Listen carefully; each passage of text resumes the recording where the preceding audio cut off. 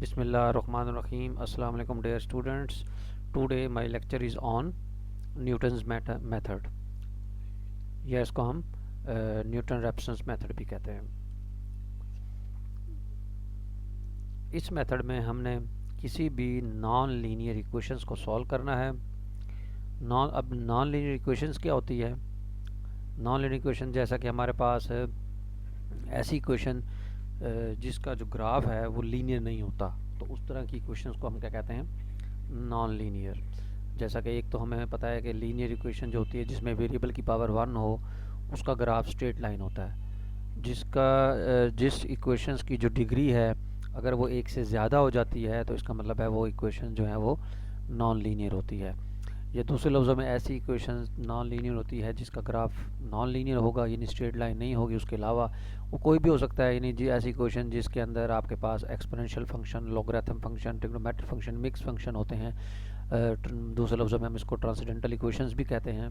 तो इस तरह की इक्वेशंस का अगर आपने सोल्यूशंस कैलकुलेट करना है तो अगर हम उसको एनालिटिकली मेथड से सॉल्व नहीं कर सकते तो हम उसको न्यूमेरिकली मेथड से सॉल्व करते हैं।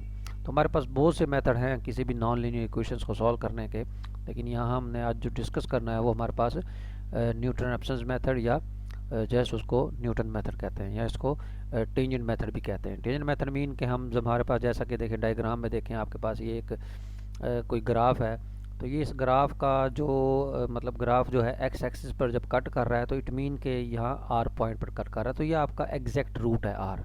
तो आपने इस आर के नियर अबाउट कोई अदर रूट इसका फाइंड करना है। तो यानी हम बाय यूजिंग टेंजेंट मेथड, यानी इक्वेशन ऑफ टेंजेंट हम ड्रा करेंगे, वहाँ से हम इसका फार्मूला जनरेट करते हैं।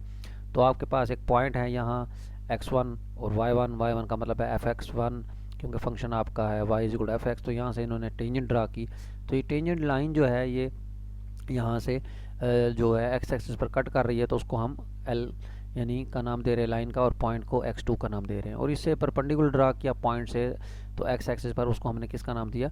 x1 का नाम दिया। तो जैसे जारी बात है, अब जैसे जैसे टेंजेंट्स हम पॉइंट ड्रा करते जाएंगे तो जो उसका ये जो टेंजेंट लाइंस हैं ये l को अप्रोच करना शुरू हो जाएगी। तो जैसे जैसे l को अप्रोच करेगी, यानी सॉरी r को अप्रोच करेगी, तो इट मीन्स आपका रूट जो है वो अप्रोक्सीमेट रूट जो होगा वो एग्जैक्ट रूट के क्लोज होना शुरू हो जाएगा। तो हम सबसे पहले हम फाइंड क्या करते हैं?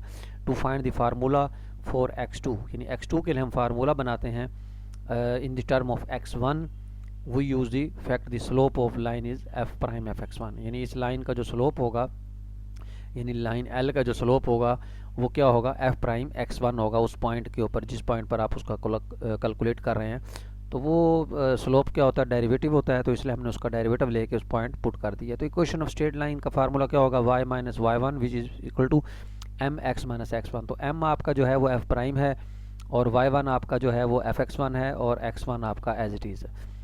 अब क्योंकि हम जानते हैं since x intercept of l जो है इज़ x2 है, यानी लाइन जो है वो x एक्सिस पर x2 पर कट कर रही है, इसका मतलब है we know that point x2 व 0 इज़ ऑन द लाइन।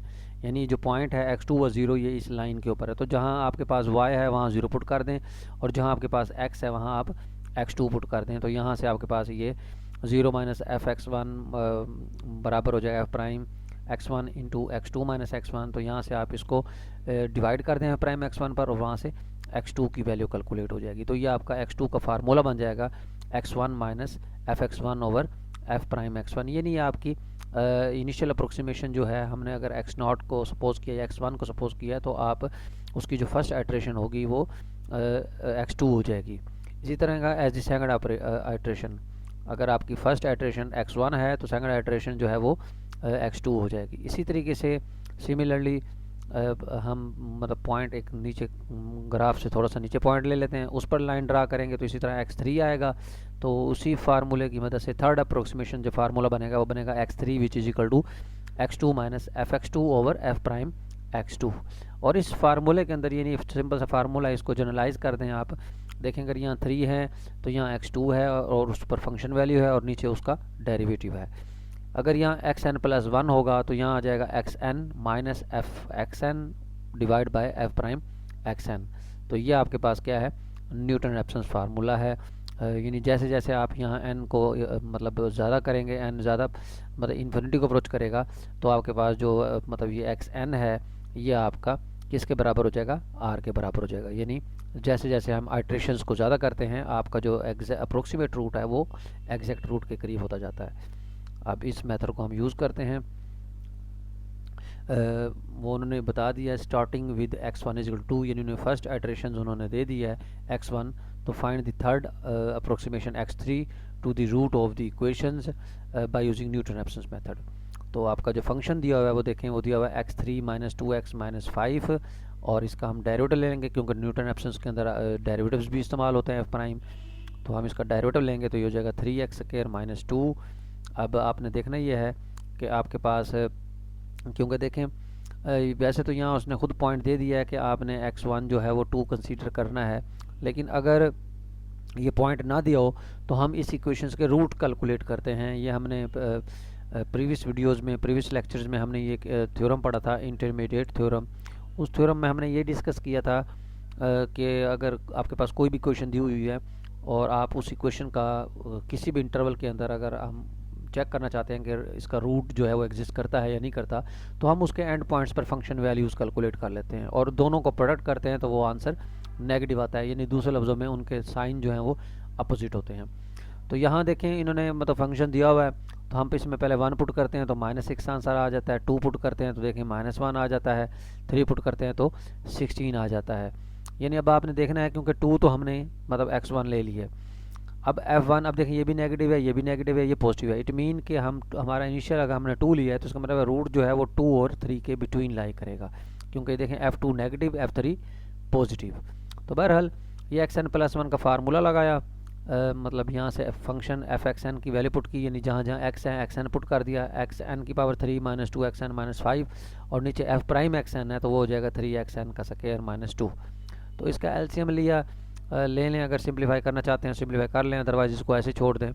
अब हम जारी बात है हमें क्योंकि x1 दिया हुआ है उन्होंने, x1 उन्होंने दिया है आपको 2, तो आप वहाँ 2 पुट करें, तो x1 जहाँ जहाँ fx1 है वहाँ 2 पुट कर दें और उसको सिंप्लीफाई कर लें, तो ये आपके पास 2.1 आंसर आ जाएगा। इसी तरीके से जब आप x3 निकालेंगे तो उसमें x2 की वैल्यूज़ पुट करेंगे जो आपने x2 कैलकुलेट किया है, तो इसी तरीके से इसकी आइट्रेशन जो है वो आ जाएंगी। तो मतलब x3 तक उन्होंने कहा था, x3 इसका अप्रोक्सीमेट आंसर आ गया।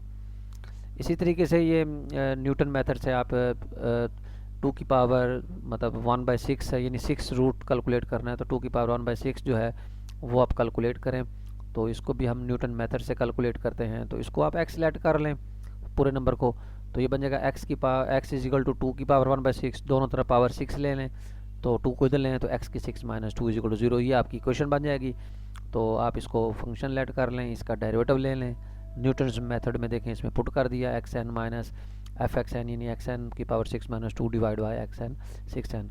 तो इसमें मतलब आप इसमें चूज़ कर लें इनिशियल अप्रोक्सीमेशन x1 कंसीडर कर लें, क्योंकि देखें ना यहाँ 1 पुट करें, मतलब 1 पुट किया उन्होंने x1 इज इक्वल टू 1, तो इनिशियल अप्रोक्सीमेशन क्योंकि हमने कोई एक रखनी होती है तो उन्होंने 1 रखी, तो x1 यहाँ 1 रख दिया तो x2 कैलकुलेट हो गया। इसी तरीके x2 फिर पुट करेंगे तो x3 हासिल हो जाएगा। तो ये उन्होंने मतलब 4-5 वैल्यूज़ जो हैं वो कैलकुलेट कर की हैं। तो यहाँ से देखें x5 और x6 जो हैं वो क्लोज हैं अब तकरीबन, इट मीन्स कि आपका जो अप्रोक्सीमेट रूट है वो 1.1224625 है।